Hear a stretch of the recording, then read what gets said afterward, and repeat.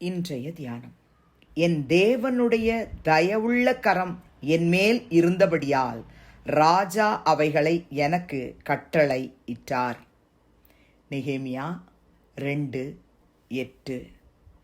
ஆண்டவரும் இரட்சகருமாகிய இயேசு கிறிஸ்துவின் நாமத்தினாலே இந்த காலை வேளையில இன்றைய தியான நிகழ்ச்சியின் வாயிலாக உங்கள் ஒவ்வொருவரையும் சந்திப்பதில் நான் கிறிஸ்துவுக்குள் மிக்க மகிழ்ச்சி அடைகிறேன். பிரியமானவர்களே, இந்த வசனத்துல இந்த வார்த்தையை சொல்றது நெகேமியா. எதுக்காக அவர் சொல்றாருன்றத விளங்கி கொள்ளணும்னா நீங்கள் 17ஆம் வசனத்தை வாசிங்க. ஜனங்களை பார்த்து நெகேமியா சொல்ற, பின்பு நான் அவர்களை நோக்கி எருசலேம் பாழாயிருக்கிறதையும் அதன் வாசல்கள் அக்கினியால் சுட்டெரிக்கப்பட்டு கிடக்கிறதையும் நாம் இருக்கிற சிறுமையையும் பார்க்கிறீர்களே. நாம் இனி நிந்தைக்குள்ளாயிராதபடிக்கு எருசலேமின் அலங்கத்தை கட்டுவோம் வாருங்கள் என்று சொல்லி, என் தேவனுடைய கரம் என் மேல் நன்மையாக இருக்கிறதையும் ராஜா என்னோடே சொன்ன வார்த்தைகளையும் அவர்களுக்கு அறிவித்தேன். அப்பொழுது அவர்கள் எழுந்து கட்டுவோம் வாருங்கள் என்று சொல்லி அந்த நல்ல வேலைக்கு தங்கள் கைகளை திடப்படுத்தினார்கள். ஆமென். அன்பு சகோதர சகோதரிகளே, இந்த நெகேமியாவின் புத்தகத்தை நீங்கள் ஒரு முறை கூட இது வரைக்கும் நீங்கள் வாசிக்கலைன்னா இன்னைக்கு ஒரு முயற்சி எடுங்களேன், இந்த புத்தகத்தை வாசிங்க. பிரியமானவர்களே, ஏன் நெகேமியா இந்த வார்த்தையை சொல்கிறாருன்னா, 1ஆம் அதிகாரத்தில் பார்க்குறோம், என் சகோதரரில் ஒருவனாகிய நெகேமியா 1:2, என் சகோதரரில் ஒருவனாகிய ஆனானியும் வேறே சில மனுஷரும் யூதாவில் இருந்து வந்தார்கள். அவர்களிடத்தில் நான் சிறையிருப்பில் மீண்டு தப்பின யூதரின் செய்தியையும் எருசலேமின் செய்தியையும் விசாரித்தேன். நெகேமியா விசாரிக்கிறார். அதற்கு அவர்கள், சிறையிருப்பில் மீந்திருக்கிறவர்கள் அந்த தேசத்திலே மகா தீங்கையும் நிந்தையையும் அனுபவிக்கிறார்கள். எருசலேமின் அலங்கம் இடிபட்டதும் அதன் வாசல்கள் அக்கினியால் சுட்டெரிக்கப்பட்டதுமாய் கிடக்கிறது என்று நெகேமியா கிட்ட சொல்றாங்க. இப்படியெல்லாம் இருக்கு. ஆனா அதை கேட்ட உடனே 4ஆம் வசனத்துல பார்க்கிறோம், இந்த வார்த்தைகளை கேட்டபோது நெகேமியா சொல்றாரு, நான் உட்கார்ந்து அழுது சில நாளாய் துக்கித்து உபவாசித்து அதுக்கு பிறகுதான் மன்றாடுறாரு. பரலோகத்தின் தேவனை நோக்கி என்ன மன்றாடுறாரு?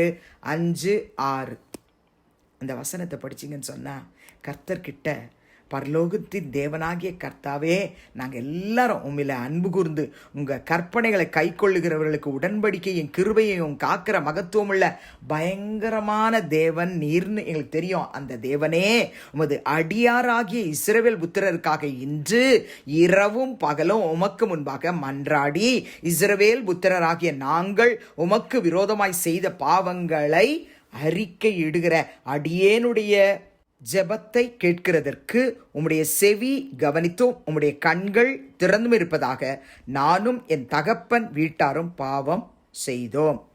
தொடர்ந்து நீங்க படிச்சீங்கன்னு சொன்னா, அவர் கர்த்தர்ட்ட ஜெபம்ன்றத அந்த 11ஆம் வசனம் வரைக்கும் நீங்க வாசித்தறியலாம்.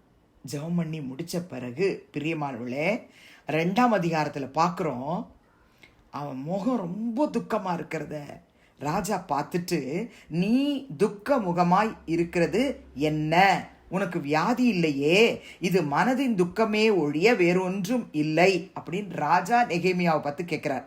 அப்பொழுது நெகேமியா மிகவும் பயந்து ராஜாவை நோக்கி, 2ஆம் அதிகாரம் 3ஆம் வசனம் பாருங்க. ராஜா, என்றைக்கும் வாழ்க, என் பிதாக்களின் கல்லறைகள் இருக்கும் ஸ்தலமாகிய நகரம் பாழானதும் அதன் வாசல்கள் அக்கினியால் சுட்டெரிக்கப்பட்டதுமாய் கிடக்கும்போது நான் துக்க முகத்தோடு இராதிருப்பது எப்படி அப்படின்னு சொன்னேன் அப்படின்னு எழுதி வச்சிருக்கிறார்.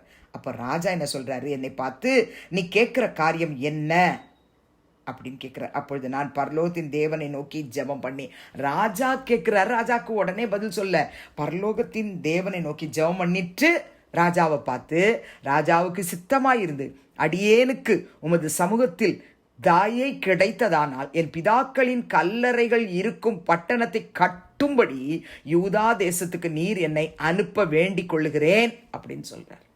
உடனே சாங்ஷன் ஆகுது. பிரியமானவளே, எனக்கு நீங்கள் தயவு பண்ணணும், எனக்கு நீங்கள் பர்மிஷன் கொடுக்கணும்னு வேண்டிக் கொண்டான்.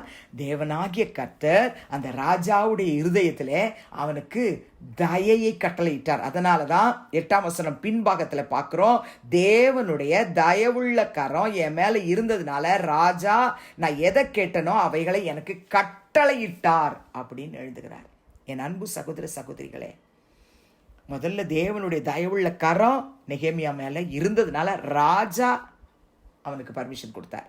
அது மாத்திரமல்ல, தேவனுடைய தயவுள்ள கரம் இந்த நெகேமியா மேலே இருந்ததுனால ஜனங்களும் அந்த நல்ல வேலைக்கு நாங்கள் எல்லாம் எழுந்து கட்டுவோம் உங்கள் கூட சேர்ந்துன்னு சொல்லி எல்லாருமே கை கொடுக்குறாங்க. பெரியமாளே, அவங்க சேர்ந்து கட்டுறாங்க.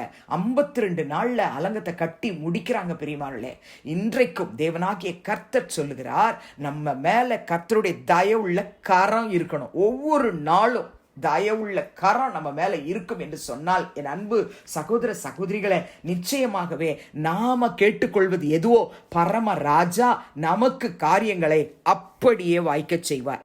ஜெபிக்கலாமா?